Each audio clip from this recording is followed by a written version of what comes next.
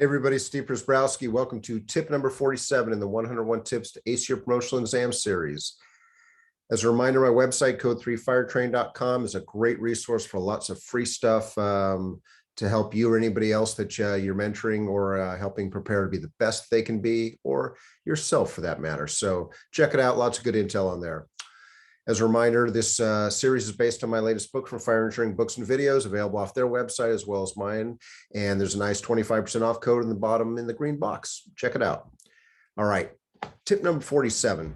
I've talked in the past about getting involved within your department on and off duty. That was the previous tip, number 46. But now 47, I want to talk a little bit about getting involved outside of your fire department and within your community. Again, and this focuses on off-duty stuff. But it can also be on duty too, because to me, some of the best fire department members, ambassadors, are the ones that take ownership of their first due area. They take ownership of their community, their first due area, and they actually get involved. I mean, they're willing to go out there. I mean, I'll give a props for one of my former BCs in training, Brent Rapport. When Brent was still an engine company captain in the city of Campbell, Brent was like the mayor of Campbell. I mean, he'd been at that firehouse and that shift for, 10 plus years.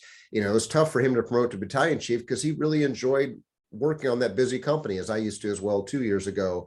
But Brent took it a step farther. I mean, he never complained about public education details or events. He'd be the first out there in the community, doing things, getting involved, taking that extra step to get to know not just the people that are out there, but as many as he could, business owners, politicians, elected officials, city officials. I mean, it was not uncommon to have his name get brought up in a positive way by the mayor, the city council members, just because, hey, that, Captain Rapport at the time, he's awesome. You know what?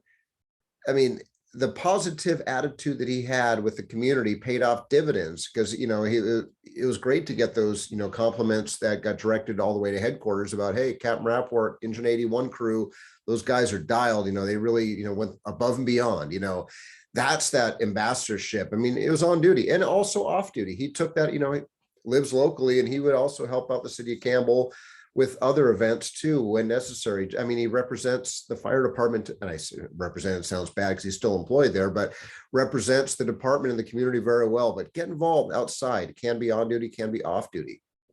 Now, I know there's always the big why. Why do I need to do this? That's not going to make, or that that shouldn't make the difference of me getting promoted or not. Again, by now, you've hopefully figured out it's not about passing the test or smoking the test. It's about preparing for the position. So if you take the time to get involved on and off duty, but especially in the community, there's a lot of dividends that, it can pay off. I mean, number one, building and maintaining relationships with a lot of different people that you never know when, they can help you or you can help them. There's lots of different options, local charities. I mean, every community's got charities typically, make sure you do your homework and research for the validity of such a charity, because there's a lot of scammers out there. I mean, it sucks, but do your homework, do your research. Schools are always looking for options. I mean, if you have kids going to a school, that may help, but if you don't have kids, doesn't mean you can't get involved. Maybe athletics, helping coach stuff, maybe helping whatever capacity within the schools. You may get involved with elected or appointed positions. Like I know many members on the fire department, in many fire departments that are also serving in their, usually because they live usually somewhere else, they serve on their city council. One of our retired captains, Brad Pike, he was the mayor of Hollister. The town he lived in 30 miles away, he was the mayor there for a while. He was on the city council, and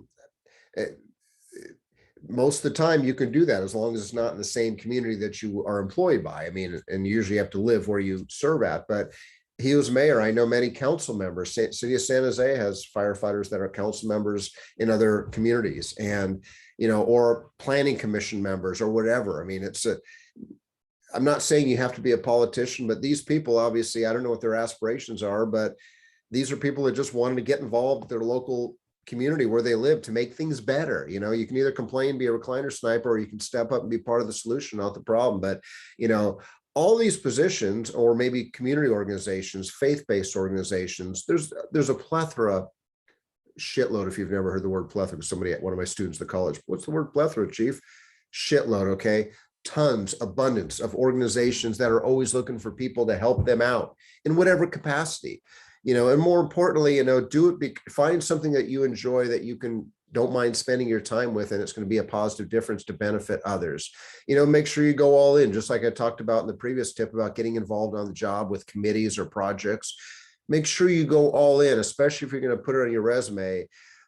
But don't do it just for your resume to check the box to make yourself look good. Do it because you want to make a positive difference. Because if nothing else, there's always the chance that someone may ask someone on that organization or whoever you're assisting, hey, how good is Steve Przebrowski? It's on his resume that he actually has done all this great stuff here. Well, no, it's not the Steve Przebrowski we know. He's a slack ass and must be confusing him with another Przebrowski out there. Yeah, probably not going to happen with my last name. But anyway, do it because you want to, ethically, morally, whatever. It's the right thing to do to get involved. Because remember, chances are back when you took your first firefighter oral interview way back when, I bet you might have used this at one of your interviews of when they ask you the question, why do you want to be a firefighter?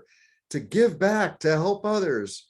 Most people use that generic excuse. It's a good thing. It's not a bad thing, but then they get on the job and it's like, I don't got time for that crap. No, yeah, do it because you want to make things better, help others, help your fellow human beings, help organizations out, whatever. Go all in, share that passion. And again, I'm trying to help you become more branched out, so you're more all risk, or you have a better, more diverse background to offer the position. Because again, when you get promoted in that position, it's not just passing the test, it's being able to actually succeed at your position, make your department look good, obviously make yourself look good, but more importantly, make your department, make your crew look good, so you keep yourself out of trouble and things go in the right direction. So as always, thank you very much for the gift of your time. Feel free to reach out to me, connect with me on social media. And until the next time, keep doing the right thing, and we will see you all soon. Take care, everybody. Have a good day.